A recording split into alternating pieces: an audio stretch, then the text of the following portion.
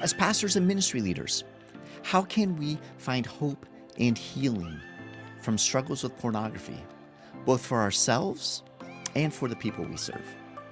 In this episode, I'm joined by Sam Black, Director of Recovery Education for Covenant Eyes. Sam is an award-winning journalist and has written and edited many books, including his latest, entitled The Healing Church. Together, Sam and I look at how pastors and ministry leaders can find freedom themselves from their struggles with pornography. We also look at some of the harmful mistakes that churches often make related to pornography and how we can purposefully create safe spaces for healing in our local churches. Are you ready? Let's go.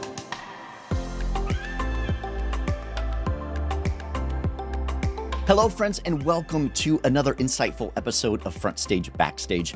I'm your host, Jason Daye. Super excited about today's conversation. I think it's going to be very, very impactful, very helpful for you and for your ministry.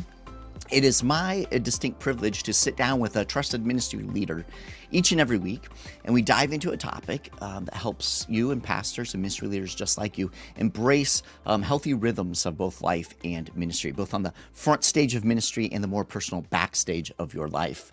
We are proud to be a part of the Pastor Serve Network, and not only do we dive into a conversation every week, but our team puts together an entire toolkit that complements the conversation, giving you and your ministry leaders at your local church an opportunity to dig more deeply into the topic at hand. In that toolkit, which you can find at pastorserve.org/network, you will find a growth guide for ministry leaders, which offers questions for reflection, key insights. There's videos, audio, lots of different resources there. So please make sure to check that out at pastorserve.org/network. And our team at Pastor Serve loves to come alongside of pastors and ministry leaders just like you. And we are offering a complimentary coaching session with one of our trusted and experienced ministry coaches. And you can find out more information about that at pastorserve.org/free session. So be sure to check that out as well. Now, if you're joining us on YouTube, it's good to have you along with us. Please give us a thumbs up and take a moment to drop your name and the name of your ministry in the comments below. Our team loves to get to know our audience better, and we'll be praying for you and for your ministry. Whether you're following us on YouTube or joining us from your favorite podcast platform today, please take a moment to subscribe, to follow, to hit notifications so you do not miss out on any of these great conversations. And like I said, I'm excited about today's conversation. At this time, I'd like to welcome Sam Black to the show. Sam, welcome. Hey, Jason, great to be here. Thank you. Yeah, so good to have you, Sam, with us. And Sam, I really appreciate the work that you and that your team at Covenant Eyes have done to not just really highlight the problem pornography, but to also provide actionable ways that a church can minister to those struggling with pornography. And you do it in a way that really leads to hope and to healing. And I like I said, I so appreciate that. I mean, it's one thing, Sam, to talk about the problem out there, right? But it's quite another to offer insights, practices, ways to maybe think about those problems differently, new perspectives even, that can help bring healing to the problem, specifically the problem of pornography. And so, Sam, today we're gonna try to tackle. We've talked a little bit before we started recording about tackling a couple of topics, and we said that we could spend hours probably on each of these topics. So for those of you watching along, those of you listening, we're just going to scratch the surface. But our hope and our prayer is that this will be impactful. But first, we're going to talk a bit about how porn is impacting the lives of those in ministry, and then we're going to explore how the local church can really become a place of healing for those struggling with pornography. So Sam, let's begin with you helping us really understand the scope of pornography's impact on ministry. Can you share with us about the struggles that many pastors and ministry leaders are having with porn themselves? Yeah, that's a tough way to start, right? And I want you to know that as I wrote The Healing Church, what churches get wrong about pornography and how to fix it, I wrote this with a great deal of empathy, not only for pastors and ministry leaders, but also for those under their care. And you can download the first chapter and the introduction at thehealingchurch.com just to learn more about the book. It's among the resources that Covenant Eyes has produced over the years. We've existed for 23 years now, and our aim is to support and help and provide the hope and healing that Christ offers. And that doesn't just mean for the individual that's sitting in a pew. It's also for those in leadership. We know that Christ is doing an ongoing work in our lives and is wanting to build that restoration in every aspect of our lives. So yes, there is a lot of hope, and I really believe in that hope. I think it's important for, if we can think about how pornography is impacting every part of the church, from our children's ministries to our teen ministries to adult ministries, and likely it is also impacting those in church leadership. And Satan has had his target on pastors and ministry leaders for a long time, right? He's ready to take out those shepherds. And so Barna did a study, and probably pastors have heard a number of different statistics on this, but here's a few from Barna. This is their study reported that 57% of pastors and 64% of youth pastors said they struggle with porn currently or have in the past. About 21% of youth pastors and 5% of senior pastors say they believe they are addicted to pornography. It's interesting. I spoke at a men's, not a men's, I speak at a lot of men's events too, but I was speaking at a leadership conference for ministry leaders, pastors and ministry leaders. And when I arrived to this large church campus, and they had people from all over the United States coming to this event, the senior pastor who was overseeing this event said, "Hey, Sam, I want you to know that I pitched hard just to make sure you're here. Because you see, I'm supposed to be retired now." And we had invited another pastor to come in and to co-pastor with me until they would take over and I would retire. But there was something off, and as we dove deeper, we discovered that he was struggling with pornography. And we gave him some help, some prayer, and etc. But he just didn't seem to be making advances enough. So we disqualified him from ministry. And he said, "Sam, can you just tell me, I discovered that he had been exposed to pornography at a young age. Is that possibly impactful for that?" And what's so strange is that, of course, is a very, very impactful. It's part of what I call a 3-part formula for people who struggle with pornography, or we become trapped or caught in the stronghold of pornography. And that is early exposure, often ongoing repetition and use through adolescence, and some trauma that happened often early in life. So if we think about ministry leaders overall, many have come into ministry because they have felt hurt and pain in their own lives. They have often wanted to help and support others so that they don't experience that kind of pain. And they've gotten a good hold on care in many ways for their life, but maybe pornography was one of those things that remained unaddressed. And so here they have come into ministry because they don't want to see other people hurt.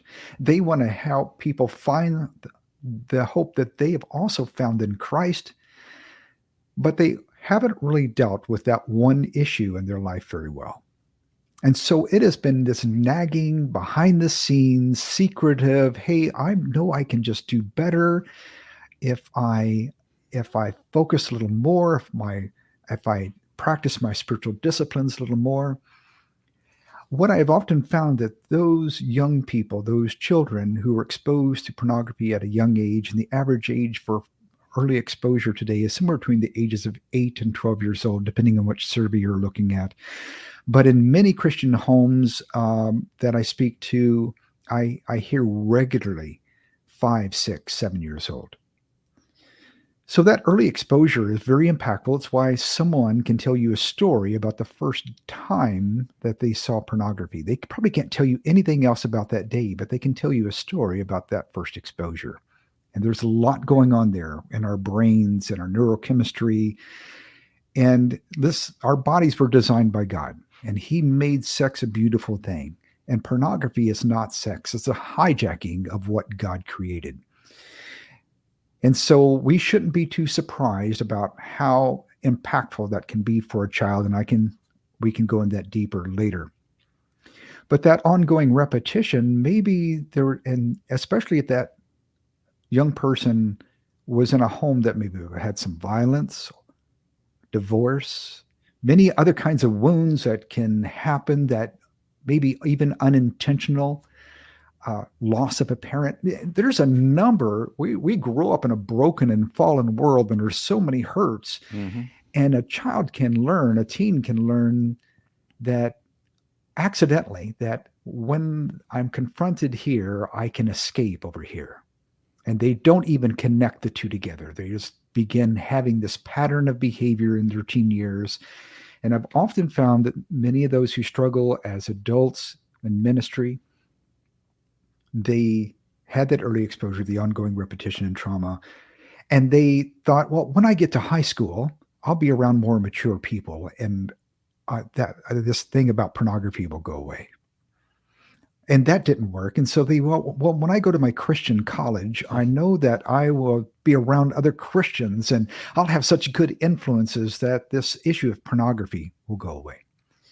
And then that doesn't work. And they said, well, when I get to seminary, I'll be around people who are even more committed to their faith and belief, and this issue of pornography will go away. And when that doesn't work, when I get into ministry or missionary status or whatever else it is that I'm doing, I'll be so concentrated on God's work that this issue will go away. And it's often instead becomes this hidden, pushed down, shoved down issue that they never directly deal with well. They don't go through a real process that's in a safe place and a safe process to find real and lasting freedom. And often we have painted a picture within the church that says, hey, you're a man, and most people in church, in leadership, are men. I'm not trying to make any distinctions here. I'm just saying that's typically what is happening in our church.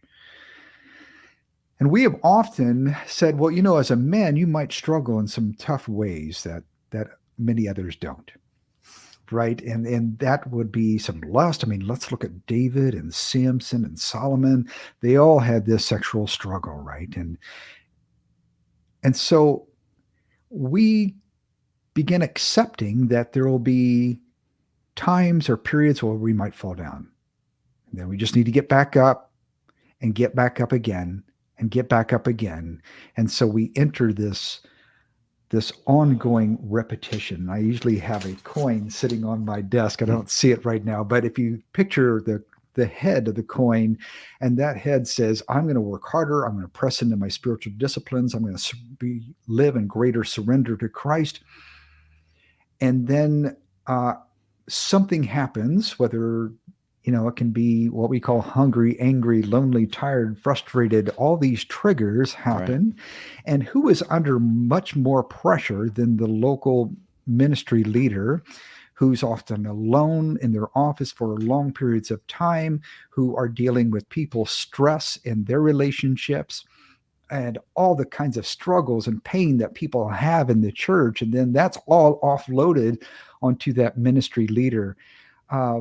For missionaries, they're in unexpected cultures and influences and all kinds. There's so much pressure and pain and things that are facing ministry leaders. And there will be that, oops, I fall down. And they'll be like, oh, well, I just hate myself. I can't believe I did this. And the self-loathing that can come with that, the depression that can come with that, can lead people to do even other things that, hey, I'm going to deal and cope with my depression and with this. Right? And so it becomes this revolving cycle that never really finds lasting, real freedom. And what I want to so express today, that with a safe process and a safe place, when we really dive deeper, we can have a truly live in freedom. And this doesn't have to be a repetitive cycle anymore. Right. Yeah, I love that. I love that hope, Sam. One of the things that we think we see common with ministry leaders is you mentioned kind of the shame piece of whatever the struggle is, right?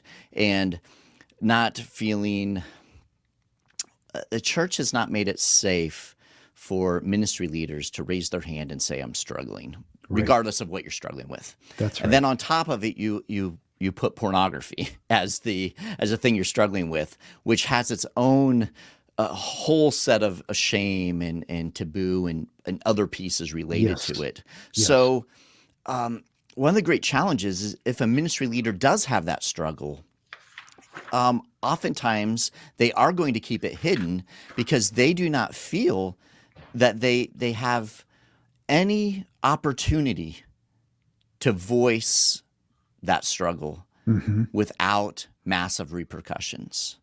That's right. So Sam, talk to us a little bit about when a pastor or ministry leader is struggling with porn. Talk to us a little bit about historically what the church's response has been, and Yes.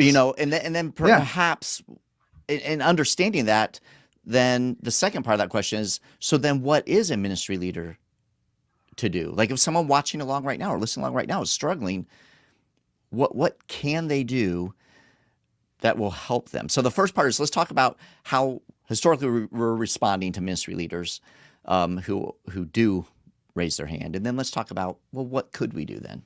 Right. Unfortunately, so often, there's three common ones. And unfortunately, the one that has gotten the most attention is simply no restoration. It is, you're supposed to live above reproach. There shouldn't be any issues in your life, and you're out. Mm-hmm. And, after I spoke to that pastor at that event, I was talking to another pastor right after that. He goes, well, I'm a district leader, and I come in and serve as pastor when others are disqualified or something else happened. And he goes, I just been ministering in a church where we release the senior pastor because he had a struggle with pornography. And when I got into the church, and I discovered that the assistant pastor was also struggling, and so he's out too. So we keep shooting our wounded. And by the way, we need more pastors. We're running short. We need more pastors and ministry leaders in the church, and we can't keep shooting our wounded. It's not effective. And isn't God's grace sufficient? Not only for the person in the pew, but the person who is serving as a shepherd? I believe that wholeheartedly. The other way that the church has often done it is immediate restoration. It has been, we'll pray over you, things are okay now, God forgives, and you're ready to go. We've just witnessed a miracle here, and you're ready to go. But the truth is, nothing has often been actually done to help support that ministry leader really deal with this struggle beneath the surface. Mm-hmm.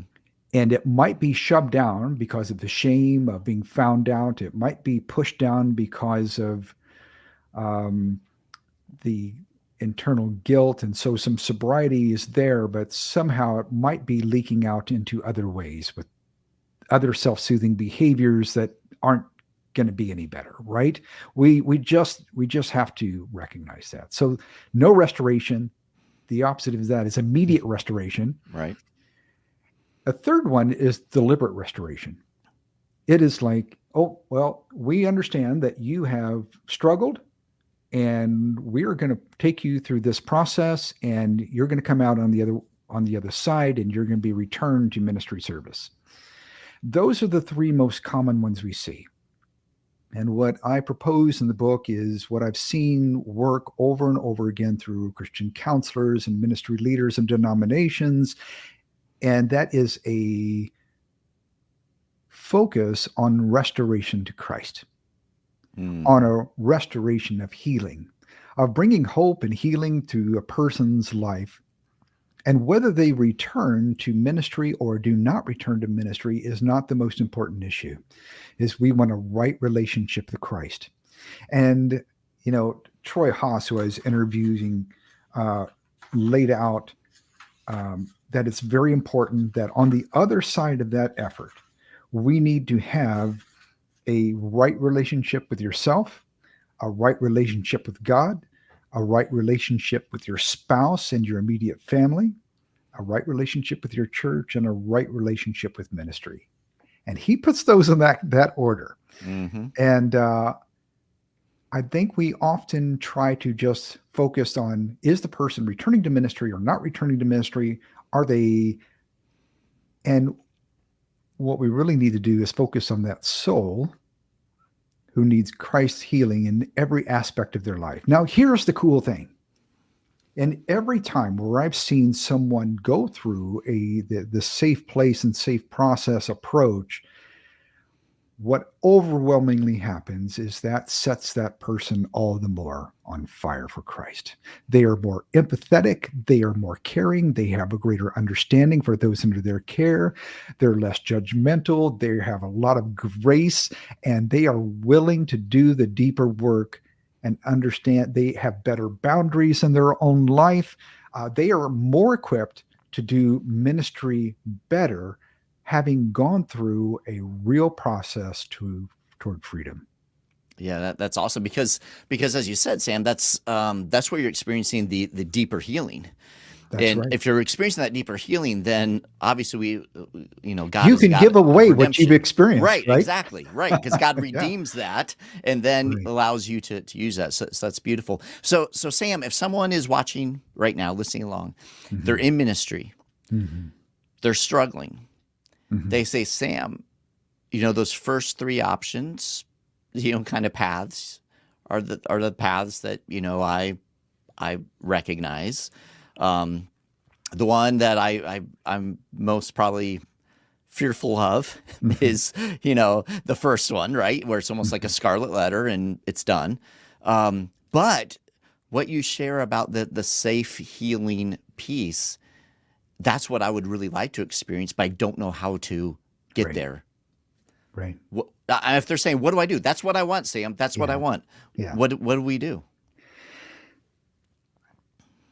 Well, I know this is going to sound self-serving, but get a copy of The Healing Church. You learn more about it at thehealingchurch.com. And you can download the introduction in the first chapter just to preview it there. But there's a lot to this. I interviewed more than 70 pastors and minister leaders and Christian counselors and others for this book. It is crammed full of content, reviewing studies and work and programs that can support a pastor and ministry leader. I wrote this book for the pastor and ministry leader. So we could spend another hour or two, if you'd like, talking about all the processes, the ways we could do this and begin to find freedom. But I really worked to meticulously lay these things out within the book, and also provide resources and examples of resources that can support. But I think it's imperative for denominations and local churches to say, hey, when we find someone who is struggling, we don't shoot them. We don't say, hey, well, you're just out, period. We're going to take a look at that situation, and we're going to say, God cares about that soul. He wants to see restoration. Now, the most beautiful part of this, if you can create a safe place and a safe process that is meaningful and real and not just window dressing, your congregation can look at that and go, I can raise my hand too. I'm Mm, struggling too. I want to have that kind of restoration in my life. I hate pornography in my life. I have promised myself, I've promised God, I've promised my spouse, I've promised others that I would never look at pornography again. And yet I keep finding myself wrapped up in this ongoing cycle of going back to pornography. I would really like to have that freedom too. So, what a greater testimony is to the church. If you're going to begin punishing and ousting and saying how lack of worth a ministry leader is because they have encountered some kind of struggle in their life, and not come alongside them and say, hey, we're going to walk with you. We love you. But we're not going to leave you where you are. We love you too much for that. We're going to walk with you in a process of discipleship that really takes you to the healing that God wants for you. And here's the cool thing about all of this is that I have found over and over again that when we deal with the things that seem to be so shameful and ugly, what we begin doing is lighting up the corners of the rooms. We begin opening the closet doors. And what the person experiences is not just recovery and freedom from something as ugly as pornography. They find wholeness throughout their life. And from a mind, body, and spirit perspective, they get to live in true wholeness, not just beating down the one problem that seemed to be such an issue. mm. Yeah. That's good. And I love this thought that you just shared there, Sam, because as a ministry leader finds freedom in Christ through this, Mhm. and finds that Mhm. that safe process, right? That safe place to work through this. Um, it does open up an opportunity to minister at a deeper level. Because quite honestly, if we look at the typical local church, there's not a ton of ministry happening that is addressing the pornography problem, right? In the Only typical local 7% of church. churches do anything at all. Okay, there you go. Thank you. Only I knew you'd 7%. have a statistic, Sam. I knew you would. Yeah, I've read your book. I knew you'd have a statistic. Exactly. So this isn't something that is being really addressed by local churches. And in fact, in the book, you share that the vast majority of people who do find freedom in Christ through, and overcome a struggle with pornography, say that their church really didn't help. Right? It wasn't something that necessarily helped it. So how can we begin to look at the culture of our church? What does our church do? How does our church operate? Because as pastors and ministry leaders, we long to help people find healing and wholeness. We long to help people find freedom. Like that's what we've given our lives to. So if what we have been doing hasn't been effective, and you talk a lot about this, you write a lot about this, about purity sermons and those types of things, accountability, how we used to look at accountability and how Mhm. that really hasn't been effective. There's so many things that we've kind of leaned on Mhm. that really haven't been effective. So what is effective now? What are some of the changes that we can put into place that we can begin to lean into in our local churches to help them become places that don't create more harm, but are really places of healing? Thank you. I wrote The Healing Church as a primer for pastors and ministry leaders. I know that a lot of people are reading it and they're excited about it and they're going, "Oh yeah, this is so valuable for my church." But they're reading it at a many are lay level people who are saying, "Oh, I love this book. It's getting really great reviews." But I wrote it for the pastor and ministry leader.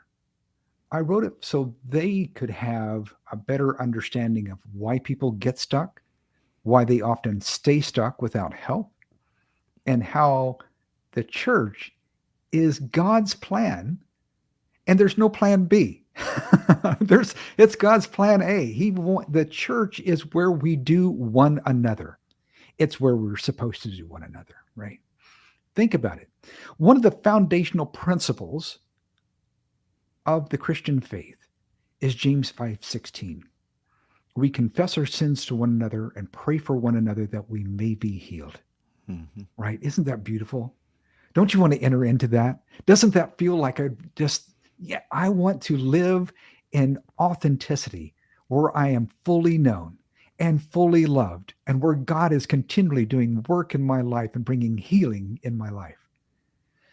But when I talk to small churches, they say that, we only have about 100 people or 150 people here, and we know each other. And it's really hard to really practice James 5:16. Hmm. And then you go to a large church and they're like, well, we have 2,500 or 5,000 people that attend our church. And I just don't know, Sam. Can you help me really dive into how can I find someone to be my ally to receive my covenantized reports and things? I don't really have someone I can trust. So it's not the size of the church that's the problem, right? We need to ask ourselves, what part of James 5:16 do we not believe? Within our church culture, we have often worked at looking good. And I don't mean this to sound hard, but there's a pastor he's a pastor, so he can say this, right, in the book. And the pastor says to me, Sam, we have often become an institutions of respectability rather than a hospital where the great physician can do his work. Mm. That's tough, right? Yeah. So how can we begin creating a safe place with a safe process, right? And on one side of our church, this safety exists on sort of a spectrum, right? And on one side, we have a church where it's safe to come just as you are, but you're never called for change. You're never called to Christ likeness. It's okay. We all struggle. That's just going to happen. Hmm. Let's just not even worry. We don't even need to talk about it too much, right? We just know you're going to struggle and God's grace is sufficient. On the other side is where it's a little sacrilegious, where especially once you become a Christian, you shouldn't have any more problems anymore. You should, if you have a stronghold, then maybe you don't belong in our congregation, period. In fact, as I was writing the book, interviewed a number of people and found that kind of ungrace-based philosophy happens so often. An elder came to his church board and said, listen, I want your help. I've been struggling. And their response was not only to remove him from the board, but to remove him from the church. Right. That doesn't sound like God's grace to me. Mm. What we need is a safe place where it's okay to come as you are, but we love you too much to leave you as you are. Right. Right. And so we're going to walk you through a discipleship process. And there's so many that are available that can really help people understand why they keep going back to pornography, how we can deal with the issues of shame. And I spell those out in the book, The Healing Church. Yeah, that's excellent, and I do think it's good. It takes some intentionality, Sam, in Yes. order to develop a culture where it feels safe for people to say, "Hey, I'm struggling," right? And I think that's probably one of the biggest, hindrances to leaning into this type of healing ministry is that we make it the culture is developed in such a way that we make it so people who are hurting aren't willing to say, "Hey, I need a doctor," right? I need to help through this process. We're never going to warn our congregation enough. We're never going to shame our congregation enough and to stop viewing pornography, right? If I tell parents, if you want to teach your child to hide better, shame them, right? Because it only creates more self-loathing. It only creates more dishonesty. It only creates more hiding. and we want to have authenticity. And that's where we can really do hard work. And listen, the pastors are listening to this and saying, this sounds great, Sam, but I don't have time to do this.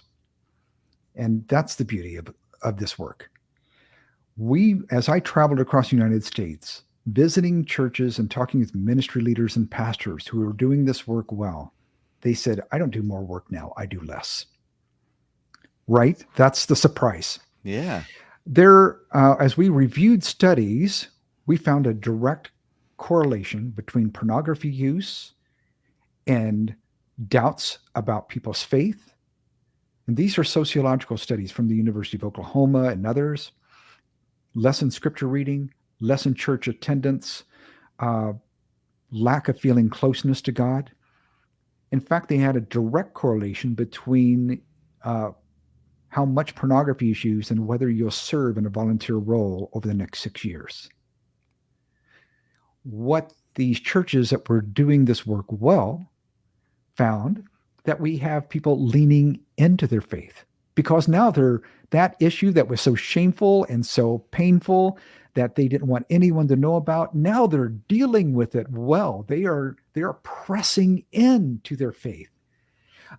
Their church attendance is growing. They're giving more as they go through a process and find real healing. They can't help but give that away, and they become volunteers. They are the people that say, yes, Pastor, I'll teach that Sunday school class. Yes, Pastor, I will do that, go to that event. Yes, I will disciple that other person. Because having had a spiritual awakening, they can't help but give away the freedom they've received. Yeah, that's good. That's excellent, Sam. All right, this has been very, very, very helpful. And I know, again, we warned you on the front end of this conversation. We're just going to be scratching the surface. There's much more. Really encourage you guys to grab The Healing Church, which is Sam's most recent book. We've talked about that. Sam, help us know what are The Healing Church, obviously, other resources that, maybe talk a little bit about Covenant Eyes, those types of things. Where can people go to find more about the book, about the other resources that you and your ministry have? Because I'm sure they're like, okay, yes, sounds great, Sam. Now, where do I go? How do I find this? Well, pastors and ministry leaders, if you go to covenanteyes.com, we have an entire team that's designed to help churches. That's all they do. They help support the local church, and there are a ton of resources. So you, for instance, might want to say, hey, I'd like to begin equipping my parents. Well, we have a program for that. It's called Safe Haven Sunday, and we walk alongside with video, posters, all kinds of social media, and other things that you can use to promote a Safe Haven Sunday weekend at your church, where parents begin getting understanding of how they can begin having this conversation in their own homes and begin equipping and training. We have tons of resources to help people as they're in their own recovery. When you found a couple who's struggling with this in their marriage, we have a great program called Restored Vows that people can go through as well. We have as for men, there's a great program called strive21.com. That's from Covenant Eyes. And it's a 21-day detox from pornography. So helping men taking their first steps toward that. We have resources for women. We're overloaded with resources. We've been serving for 23 years, and Covenant Eyes has produced a ton of resources. And it so happens that the Healing Church is just another one of those resources that we've created. And you can learn more about it at thehealingchurch.com, where you can download the introduction and the first chapter at thehealingchurch.com.